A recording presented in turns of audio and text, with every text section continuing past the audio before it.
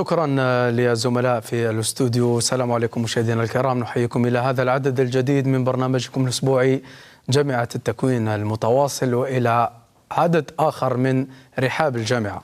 سنتحدث اليوم عن الاقتصاد المبني على المعرفة. تتغير المفاهيم العامة للاقتصاد استنادا للتقدم الزمني وما يصاحبه من التطورات على جميع الأصعدة، حيث أصبحت جل دول العالم تعتمد على التكنولوجيا الحاسوبية والنظم الإدارية الحديثة استجابة لاقتصاد مبني على المعرفة يركز على ثورة المعلومات، والتي بدورها أسست لما يعرف اليوم بالعولمة، أن أصبحت الأسواق فيها والمنتجات أكثر عالمية من خلال الشبكات التي قضت على الحدود بين الدول، وهذا ما يفتح أبواب التنافس بين المؤسسات الاقتصادية لتقديم المنتوج والخدمة الأكثر تميزا دوليا. فما هي الظروف المساعدة على تطوير اقتصاد أساسه المعرفة العلمية؟ والحديث في هذا الموضوع والتطرق إلى كل جوانبه نتشرف باستضافة ضيوف.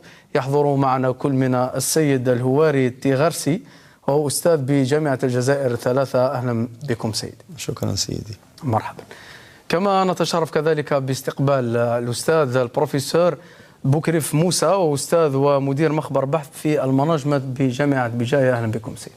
شكرا على الاستضافة. العفو. يعني نتكلم اليوم على هذا المصطلح الذي يعرف في كل دول العالم وكلها تتبناه، ومعروف باقتصاد المعرفة المبني على قواعد علمية وأسس يعني تمهد لتنافس في القمة بين معظم القطاعات الاقتصادية. تفضل سيدي.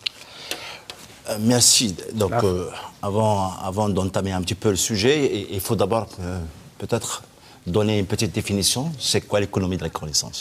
Donc, il faut introduire par cette définition. Donc, l'économie de la connaissance, donc un concept qui a été développé dans les années 60, exactement en 1962, par un certain économiste américain qu'on appelle Fritz Maslow'H. Donc, il a publié un ouvrage qu'on peut traduire en langue française, c'est distribution, création et distribution de la connaissance aux États-Unis, donc qui porte un petit peu sur une nouvelle façon de voir les choses, l'économie. Donc, avant l'économie de la connaissance, qui s'est développée dans les années 90, on était dans un système qu'on appelle le système du Fordisme, basé sur l'exploitation de la matière première. Donc toutes les entreprises, pour qu'ils soient compétitifs,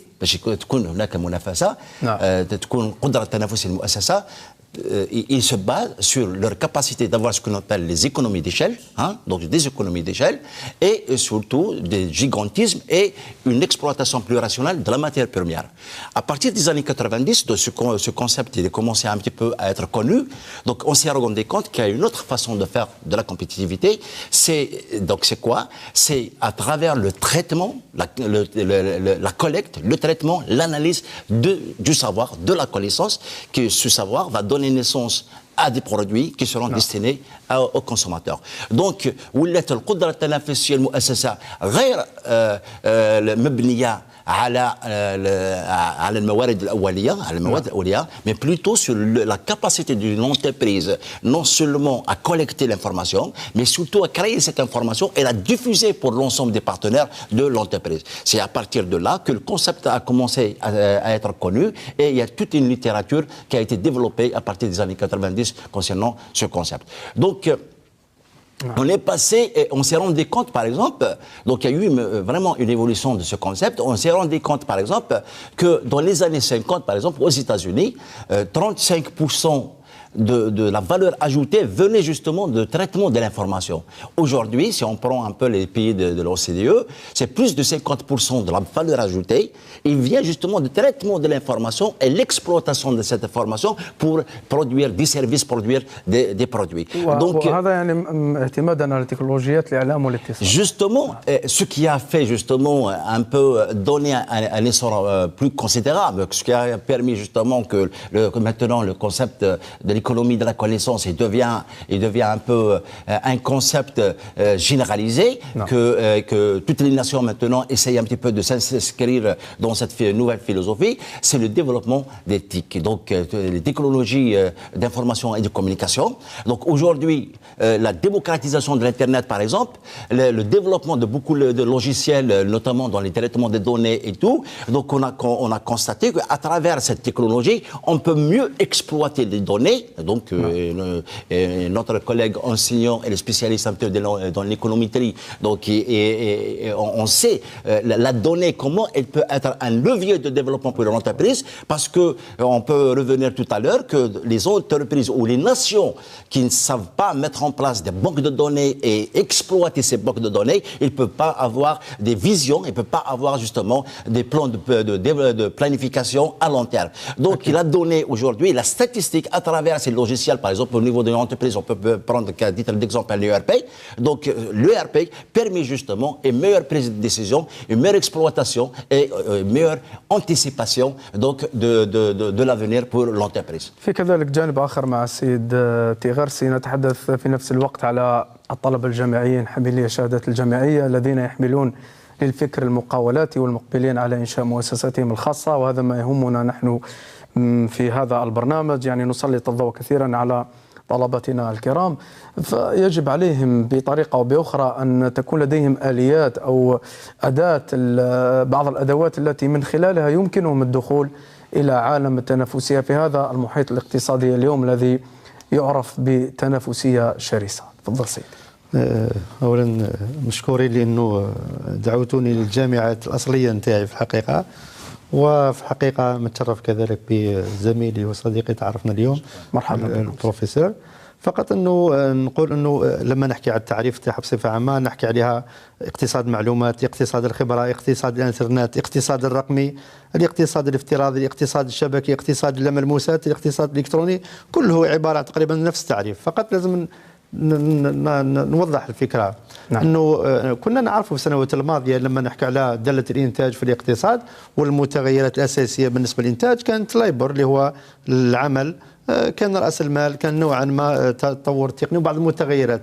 تقريبا في المرحلة الأولى في مؤخرا تقريبا هذه بالنسبة لهم هي عبارة عن متغيرات، ولكن أصبحت متغيرات تقريبا ثابتة، لأنه ما ولاش تقريبا تخلق ثروة. اللي يخلق ثروة طبعا هو اقتصاد المعرفة، هو كيفية التحكم في الرقمنة، كيفية طبعا تطوير وجمع المعلومات والبيانات. وهذا هو اللي انه احنا كقياسيين في هذا الجانب لما ندير دراسة اقتصادية راح نعطي أرقام طبعا استباقية، ونعطي أرقام كذلك استشرافية في المراحل الجاية للسنة هذه طبعا 5 سنوات ل10 سنوات.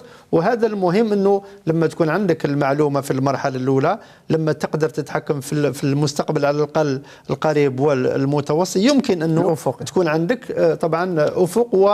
وهذا كله مرتبط خاصة بترقية وتنمية الاقتصاد الوطني، وهذه الإشكالية اللي موجودة. وطبعا عندنا عائق خاصة إشكالية في الجامعة تاعنا، لأنه بكل صراحة كاين تفاوت في الجامعات الجزائرية. كاين بعض الجامعات اللي هي عبارة عن جامعات راقية، ونذكر من بينها خاصة المدارس العليا، وطبعا وكثير من المشاكل الموجودة خاصة في طبعا الجامعات الكبرى اللي العدد تاعها من غير المعقول أنه تروح لهذه التقنيات وبالعدد 40,000 طالب. هذا إشكالية موجودة يجب إعادة النظر في الجامعة الجزائرية. فقط نقطة واحدة أخرى، أنه طالب في المرحلة الجاية لازم نذكر دائما ونوقف عنا كل العوائق الموجودة، بحيث أنه يجب أن يعلم الطالب أنه لما يدخل الجامعة يفكر في تقريبا في السنة الأولى في ما هو مشروعه، ما حلمه، مش حلمه وظيفة، حلمه كيف يمكن أن يطور مؤسسة صغيرة، مؤسسة كذا، كيف يمكن أنه يطور مؤسسة ناجحة من خلال طبعا استعمال هذه المعلومات وهذه البيانات. بكري كنا نقول لما تجي المؤسسة تحتاج إلى رأس مال كبير وتحتاج كذا وتحتاج كذا لا، الوقت الحاضر ممكن من خلال فكرة جميلة، من خلال استعمال الوسائل أو الوسائط اللي موجودة يمكن أنك ترتقي، ويمكن أنك تدير مؤسسة ومع سنوات تكون تقريبا أكبر مؤسسات ناجحة في العالم. ورانا نشوفوا رقم الأعمال بالنسبة للمؤسسات الكبرى العالمية اللي موجودة بدأت تخضع على اقتصاد المعرفة. ونشوف التجارب اللي موجودة. فقط أنه نقول يجب ترقية كثير من القوانين والتشريعات المتعلقة خاصة بهذا القطاع. يجب إيجاد الفكر بالنسبة للطالب أنه لما يدخل السنة الأولى نحاول أنه تكون عندنا ديزاتوري في كثير من الحالات دو سورت كو هادو الطلبة يعرفوا ما هو الفكر نتاعو، ماذا يحضر في المستقبل، ما هي المؤسسات، ماذا يحتاج السوق، كيفية الاحتكاك مع المؤسسات. وهذه الإشكالية اللي موجودة خاصة في القطاع الجامعي وكذلك من التخصصات اللي كثير ما لاحظنا أنه بعض التخصصات ما عندهاش احتكاك مع طبعا الواقع المؤسس. لما نحكوا على الجامعة ولما نحكوا على حتى لما نحكوا على جامعة تخصص في الاقتصاد يجب أن يعرف الطالب أنه ما هو أحلامه في المستقبل. هذه الفكرة تبدأ من أحلام، من حلم معين، وبعدها يمكن أنه يبدأ يتطور في الفكر، ولكن هذا بمشاركتكم أنتم خاصة وسائل الإعلام. لازم نعطوا فكرة أكثر، لازم نوضح ما هي طبعا اقتصاد المعرفة، ماذا يمكن أن يجني طبعا هذا الطالب في المرحلة إذا قدر تكون عنده فكرة معينة، ما هي الأساليب وطبعا الإمكانيات اللي يمكن أنه يتحصل عليها في المراحل الجاية، كيف يمكن أنه يكون عنده تمويل لمشروع نتاعو باش نتفادى لأنه الإشكالية اللي موجودة في الجزائر خاصة إشكالية التوظيف. وكل الطلبة لما يتخرجوا من الجامعة يروحوا مباشرة يفكروا في طلب توظيف دائم في مؤسسة عمومية. وطبعا هذه الفكرة هي عبارة عن فكرة خاطئة لأنه ما غرسناش فيهم روح المقاولاتية، وهذه الفكرة اللي موجودة وذكر عليها أستاذ أنه يجب على الطالب أنه تكون عنده روح المقاولاتية، روح المبادرة بالحصول على معلومات وبيانات. طبعا يمكن أنه يرتقي إلى هذه المؤسسة ويمكن أنه يخلق ثروة ويمكن أن يشارك في عملية التنمية الاقتصادية. أكيد. هذه تفضل. هذه النقطة الأولى. النقطة الثانية اللي هو لما نحكوا على مثلا مؤشرات اللي مهمة، تقريبا مؤشرات مرتبطة بهذا، تقريبا حوالي أكثر من 83 مؤشر. نحكي على مؤشر الأداء الاقتصادي ومن خلاله نحكي على مرتبطة بتنمية اقتصادية، مرتبطة كذلك بمؤشر الناتج المحلي، مرتبطة كذلك بمؤشر التطوير البشري. وهنا نقول أنه وقلتها في الفكرة الأولى، العنصر البشري هو اللي يخلق الثروة، ما كانش ما عدا العنصر البشري. قلت كل المتغيرات هي عبارة عن متغيرات كما نقول احنا متغيرات ثابتة. المتغير الوحيد اللي يجب أن نستثمر فيه في المرحلة الجاية هو متغير العنصر البشري، وخاصة لما نروح الجامعات، وخاصة أنه عندنا عدد هائل موجود في الجامعات تقريبا، وهذه فرصة مش موجودة في دول واحدة أخرى. يجب أن نستغل نوعية الطالب باش نكثر تكون عندنا مؤسسات ناجحة وتكون عندنا دولة ناجحة في إن شاء الله. هذا ما نتمناه بحول الله. مع السيد كذلك البروفيسور بوكريف، كما تكلم الأستاذ عن الكفاءات والجامعة الجزائرية كذلك كونها خزان لهذه المهارات والكفاءات الجزائرية المعروفة، وهم يعني منتشرون في كل بقاع العالم، يتميزون بمستوى عال وراق جدا. فكيف يمكن استغلال يعني الجامعة لتحقيق بعض مبادئ ولما لا كل مبادئ الاقتصاد المبني على المعرفة؟ La définition même d'une entreprise dans ce qu'on appelle la théorie évolutionniste, كيفاش تعرف؟ يقول لك c'est un ensemble dynamique de compétences. Donc هذا تعريف للمؤسسة، المؤسسة معناه أن القدرة التنافسية للمؤسسة، la capacité donc d'une entreprise à avoir donc ce qu'on appelle sa force de compétitivité, elle est déterminée par sa capacité à créer de la connaissance et à diffuser de la connaissance. Donc ce qui fait aujourd'hui le véritable challenge, c'est que l'université sera en mesure justement de donner les qualifications. Ça veut dire qu'on doit passer d'une philosophie dans les années 60 jusqu'à 90, jusqu'à 2000, ce qu'on appelle donc un peu la masse, donc former du quantitatif vers le qualitatif. Ça a été dit par notre collègue que le problème de Jamia avec une massification, ça veut dire 40,000, 30,000 Jamia de Bijaya, même s'il y a beaucoup de choses qu'on est en train de faire. À titre d'exemple, l'université de Bijaya est classée maintenant le top 500 concernant la publication à l'international. Sur le 27 000 universités dans le monde, on est dans le top 500. Mais il reste beaucoup de choses à faire. Effectivement, on ne peut pas mettre à le cool talib, l'accès à la manipulation, l'accès au laboratoire, l'accès, c'est très difficile parce que nous avons un nombre très important. Mais le problème, justement, il est là. كيفاش تقاس الدولة اللي عندها إمكانية تروح vers الاقتصاد المعرفي على أساس l'indicateur de développement humain. Si on regarde un petit peu l'indicateur de développement humain, et on prend la Corée de Singapour ou la Corée du Sud comme référence, dans les années 70, l'écart qui séparait entre l'Algérie et la Corée du Sud, malheureusement, il est le même dans les années 2018-2019. Ça veut dire même s'il y a eu un effort extraordinaire en matière, on ne peut pas le nier, pour démocratiser l'éducation, l'Algérie fait beaucoup de choses, des millions d'élèves qui sont à l'école. Malheureusement, il y a deux façons de faire les choses. Il y a une tête bien remplie, il y a une tête bien faite. Nous avons opté, par exemple, malheureusement, le hachwa.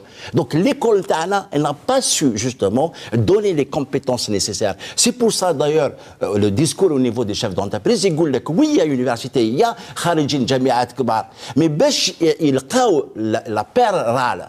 باش يلقاو الخريج المناسب سي فريمون ان تشالنج سي فريمون ان تشالنج وعلاش باسكو الجامعه ce n'est pas qu'il est en panne il a fait beaucoup de choses mais peut-être dans le mode opératoire تاع الجامعه peut-être dans la stratégie تاع الجامعه ولا تاع وزاره التعليم العالي يعني فيها ربما خلل في التطابق بين ما تقدمه الجامعه والمؤسسات les pays qui sont dans l'économie de la connaissance, le degré de qualification le travailleur est très important.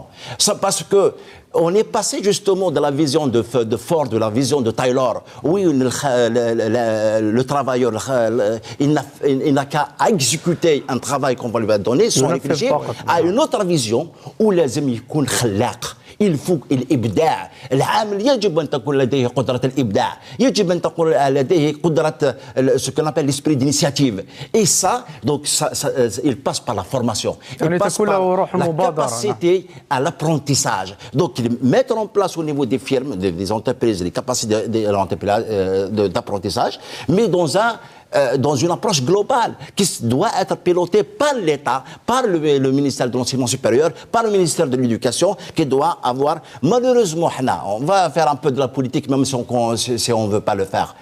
Pendant des années, l'éducation a connu des réformes sur des réformes. C'est un éternel laboratoire. Donc c'est des réformes qui n'ont jamais malheureusement abouti à quelque chose parce que il me semble qu'il n'y a pas réellement une stratégie, des objectifs stratégiques, un diagnostic au départ qui devait se faire. واش نحبوا نديروا بالمدرسة الجزائرية. Est-ce que المدرسة الجزائرية c'est une école républicaine واش نديروا donc ولات مخبر لمحاولات ce qui fait à la fin même si nous avons des compétences parce que effectivement qui يروحوا الخارج qui يستغلوا فيهم il suffit d'un petit déclic donc la matière première existe mais l'école et l'université algérienne malheureusement n'a pas su donner les compétences et surtout la capacité d'analyse je termine avec ça vous savez pour ce qu'on appelle les pays émergents qui ont investi justement dans la connaissance vous prenez la Chine vous prenez l'Inde vous mettez un ingénieur chinois يخزر غير une pièce يديرها لك le plus grand barrage في la Chine Tindar les Chinois ils n'avaient pas au départ la maîtrise de la technologie des turbines ils ont importé ils ont demandé aux Allemands يديروهم غير جوج les Allemands داروا جوج هما appareils en quelques mois داروا 30 turbines وعلاش parce que la capacité d'un ingénieur chinois à justement à assimiler la connaissance et à transformer cette connaissance en une compétence كبيرة parce que l'université l'école elle a fait en sorte de lui donner les mécanismes pour qu'il justement il devient un talent chose que l'université interne malheureusement jusqu'à présent نتمنى إن شاء الله دائما نتفائل فيما هو قادم بحول الله مع سيدتي غرسي كذلك إذا تحدثنا عن بعض نقول عوائق وإنما كيف ندمج يعني الاقتصاد المبني على المعرفة وكيف يتكيف مع القوانين يعني الموجودة حاليا يعني كيف يمكن التسهيل لتطور اقتصاد المعرفة بناء على قوانين تنظيمية والله شوف فقط أنه لازم نآمن قبل ما ندمج لازم نآمن باللي الفكر والعلم والمعرفة هم اللي يديروا الفارق في المستقبل.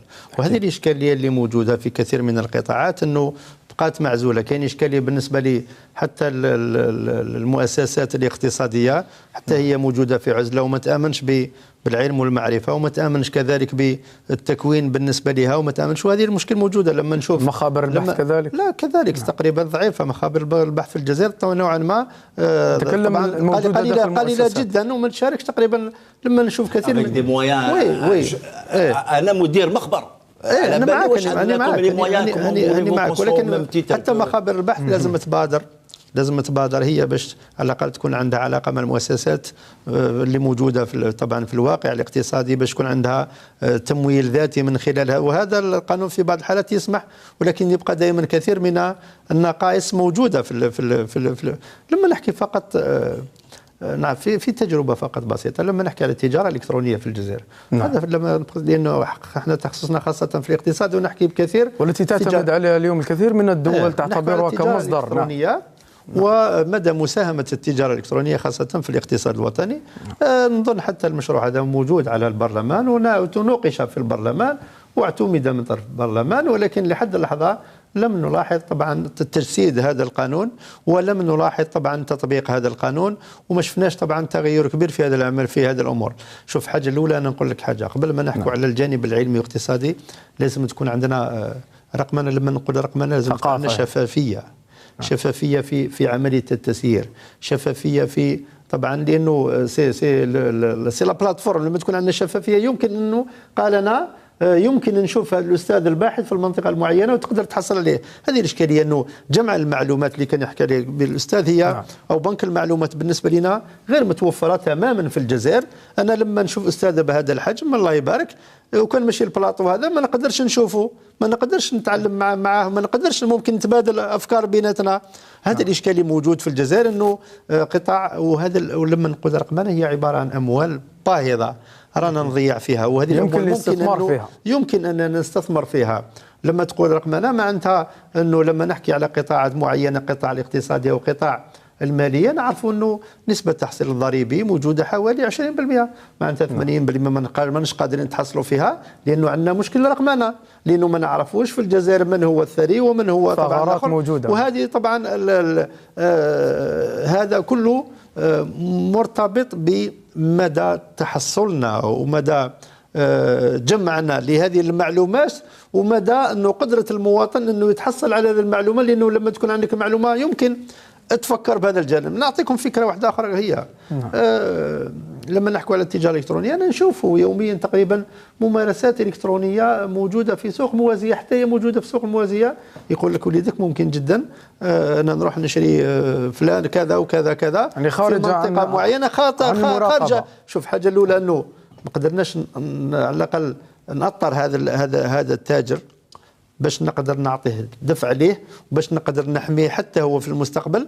وحتى على الجانب الاقتصادي بالنسبة للدولة الجزائرية هذا أموال طبعا غايبة ولا يمكن طبعا تحصيلها.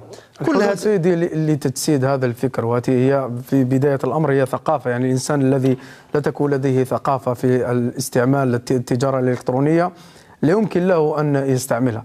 يعني ما هي الحلول التي يمكن الاستدلال بها لتطبيق هذا النوع من التجارة في الجزائر؟ طبعا لازم تكون عندنا طبعا بنية تحتية. هذه الإشكالية لازم تكون عندنا بنية تحتية. وأنا نقول لك من خلال تجربتي ولاحظت أنه تقريبا لما تشوف الميزانية تاع 2019 تقريبا قطاعين أو ثلاثة اللي يحكوا في خلال الميزانية تاعهم إلى الرقمنة. ونعطي من بينهم مثال واحد في هذا الجانب، ممكن قطاع العدالة، وكذلك خاصة قطاع وزارة الداخلية اللي عندهم استثمار كبير، وتقريبا في كل شابتر تلقى جزء معين مرتبط بالرقمنة. لما نستثمر في المرحلة هذه، وطبعا نعطي دفع لكل ميزانيات القطاعات ولكل ميزانية الدولة، يجب الاستثمار في عملية الرقمنة. طبعا يجب إجراء بحوث، يجب دعم الأساتذة باش يقوموا بهذه العملية. طبعا هذه كلها هو عبارة عن عمل متواصل باش نقدر نحصل أو نجمع طبعا هذه البيانات ونقدر نستثمر في قطاع الرقمنة في الجزائر، لأنه رانا بعاد في الجزائر في هذا الجانب. صراحة هذه الأمور المفروض تبدأ من المدرسة وهذه اشكاليه كبيره، حتى تلقى حتى في بعض الحالات حتى يوصل الجامعه باش يتحكم في هذه الامور. على مستوى الجامعات وعندنا اشكاليه في البرامج اللي ما زالت برامج قديمه في كل التخصصات، حتى في نظن حتى في الطب راهي ولات حتى البرامج هذه نوعا ما قديمه. ما نحكيش على الاقتصاد، نمشي بفكر قديم، الناس راهي في عالم واحد اخر وحنا نمشي بتفكير وافكار ونظريات طبعا باليه في الجانب هذا. معناتها انه نبدا من المنظومه التربويه كما قال الاستاذ، نبدا من المنظومه التربويه، نمشي قطاع التعليم العالي واشكاليه طبعا البحث في قطاع التعليم العالي. وحاجه واحده اخرى، ما هي ميزانيه الدوله المخصصه لقطاع التعليم العالي؟ لما نقارن مع هذه الميزانيه مع ميزانيه دول واحده اخرى، طبعا قيمتها طبعا ضئيله جدا ولا تقارن في هذا المجال. اذا حابين كيفاش احنا نقدر نستثمر في قطاع معين على بالنا باللي موش قطاع منتج اللي هو مثلا قطاع انتاج السيارات في الجزائر، وما نستثمرش في الانسان البشري اللي ممكن كما قال الاستاذ هو اللي يصنع هذه السياره، هو اللي يخلق هذه السياره، ونقول النتائج راح تكون بسرعه. انا نقول استثمرنا في هذه القطاعات النتائج ممكن راح تكون على المدى القصير، ما نستناش. نجد حلول كذلك للمحيط الاقتصادي للمؤسسات اكيد بعدها دائما على الحلول. دير نتائج من خلال الاتصال بالمؤسسات الاقتصاديه او المؤسسات التي تبحث عن هذه المعلومه. معناتها المعلومه منطقي، المعلومه لازم ندفع في المرحله الاولى، لازم نستثمر في المرحله الاولى ونستنى طبعا بعد سنوات وين يمكن اننا نتحصل او نعرف قيمه او نتحصل على المقابل لهذه المعلومه. نعم تفضل سيدي لك تدخل. Je voudrais rebondir sur deux éléments qui sont importants à mon avis, qui ont été cités par mon collègue. Il y a le premier élément justement, qui nous le pourcentage de PIB qui est alloué, par exemple, dans notre pays pour la recherche et développement. Moins de 1%. La Suède, c'est 3,6%. Les États-Unis, c'est 3,2, 3,1. En contrepartie, donc, autant d'argent, on va avoir comme résultat, j'ai un petit tableau devant moi, résultat, en matière justement de brevets et d'innovation pour chaque pays. Les États-Unis, vous avez تتحدث هنا عن براءات الاختراع. نعم. براءات الاختراع. Les brevets. 48 596, on allait en 2011. Flâner. Le Japon, 38 388. Flâner. L'Allemagne, 18 568. Et j'en passe. L'Algérie, pendant 10 ans, ce qu'on appelle avec une براءات اختراع l'IEP, pendant 10 ans, on n'a pu déposer que 6 000 à 7 000, hein, si ma mémoire est bonne. Donc 80%, c'est des ressortissants étrangers qui ont déposé. Et aucun brevet n'a donné naissance à un produit. Pour voir ce qu'on donne pour la recherche et le développement. Parce que l'économie, le savoir, les bases, c'est l'université, c'est les laboratoires de recherche.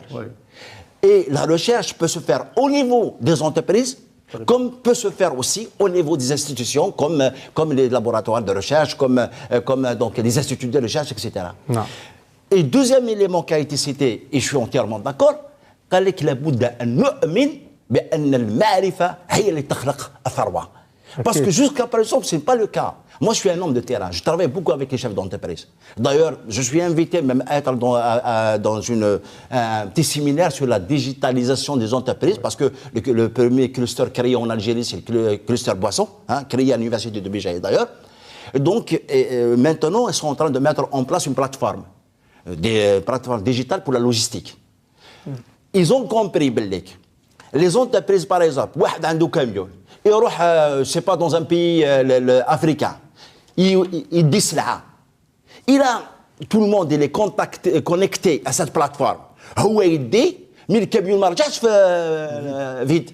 Parce que كان واحد آخر على باله بلي كاميون راح يدير له كوموند. هي خدمات يعني خدمات. هذه الخدمات c'est des milliards à gagner. C'est des milliards à gagner. Mais malheureusement, très peu de chefs d'entreprise sont conscients. Nous avons constaté, nous avons fait une étude de terrain sur justement la pratique d'intelligence économique, puisque l'économie de la connaissance est basée sur la collecte de l'information. Et le premier levier de l'intelligence économique, c'est la collecte, c'est la veille. Oui. On a trouvé que très peu d'entreprises pratiquent de la veille. très peu. En matière de logiciels pour le traitement, très peu d'entreprises. Sur quelques 6 000 entreprises à Bijaya, hein, nous avons identifié, je dirige une thèse de doctorat, sur l'apport justement des ERP sur la compétitivité des entreprises. On a identifié que 15 entreprises les ont un ERP.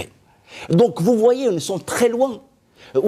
Parce que le chef d'entreprise, la machine, ah oui, il connaissait quoi, hein, donc un équipement. Non. Mais le logiciel, pour lui, un logiciel, donc il ne voit pas, c'est pas palpable. Oui, oui. Donc, tant qu'on n'a pas compris, donc ce qu'on appelle l'immatériel, un apport important, une grande rentabilité, on ne va pas avancer. Et je termine avec ça. Il y avait un programme qui a été initié par le ministère de la PME à un moment donné sur la mise à niveau des entreprises, où l'État était prêt à financer 80% d'investissement immatériel pour les entreprises qui voudraient bien rentrer dans ce programme. Ça n'a pas marché.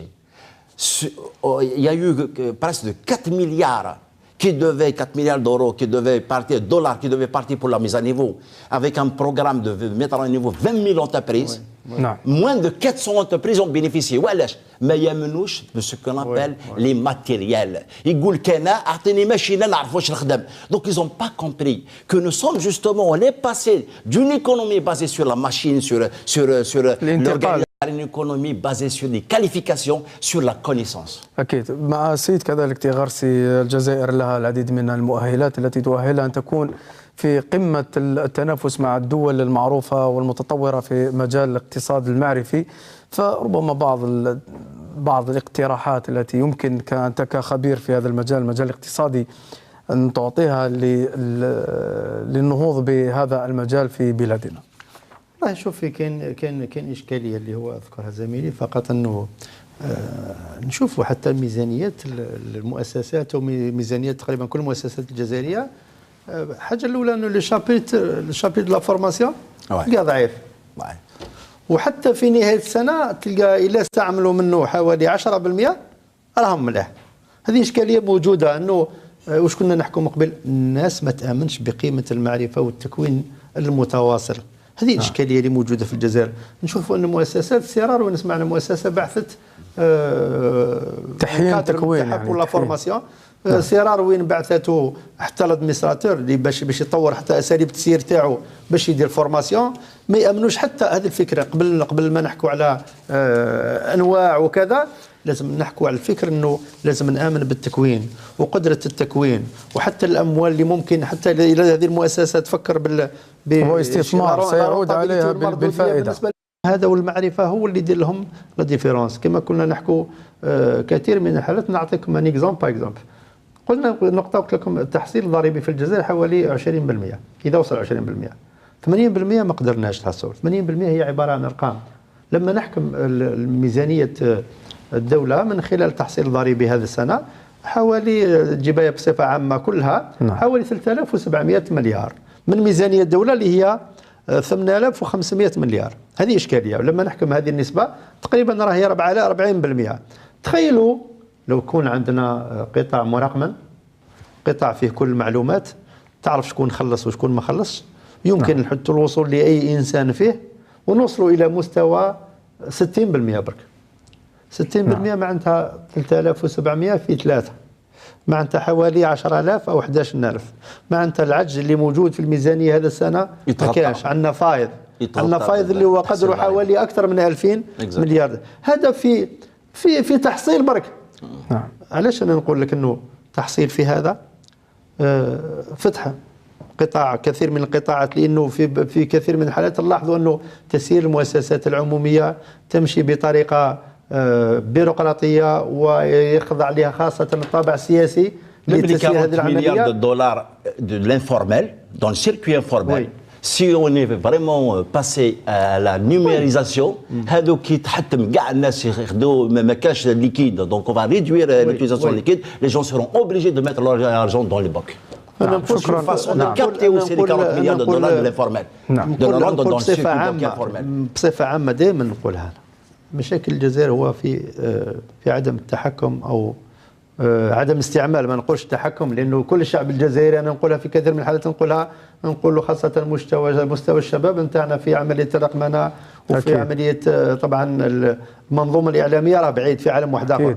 لو معرفه لا باس بها نوعا ما محدودين. لازم احنا نرتقي لهذا الشباب، لانه اذا فتحنا هذا المجال باش تكون عندنا اكثر سيروره واكثر رقمنه واكثر طبعا ضروره تطبيق القانون، لانه المنطق يقول هذه المؤسسه لما تحث او تقدر تتحكم في هذه المؤسسه باش تمد معلوماتها خلال كل سنه وتجمع كل هذه البيانات والمعلومات، واللي ما يدفعش او اللي ما يمدش طبعا هذه البيانات والمعلومات المؤسسه راح طبعا يتابع قضائيا وراح كذا كذا. يمكن اننا لما نطبق القانون يمكن اننا تكون عندنا منظومه مستقبليه على المدى القصير. وانا نقول لك حاجه، مهما كانت العمليه، مهما استثمرنا في قطاعات منتجه، مهما واش درنا، شوف الاموال اللي درنا صرفناهم السنوات الماضيه اللي هو حوالي 1000 مليار، رغم ذلك النتائج ما جاتش بقيمه ايجابيه، لانه ما اعتمدناش على اقتصاد معرفه مبني على المعلومات، مبني على البيانات، مبني على النظره المستقبليه على المدى قصير متوسط طويل، طبعا مبني على في اطار علمي بحث وضروره اشراك طبعا خاصه الجامعات والمؤسسات المرتبطة طبعا بالعلم في ترقية وتنمية الاقتصاد الوطني واتخاذ القرارات المناسبة.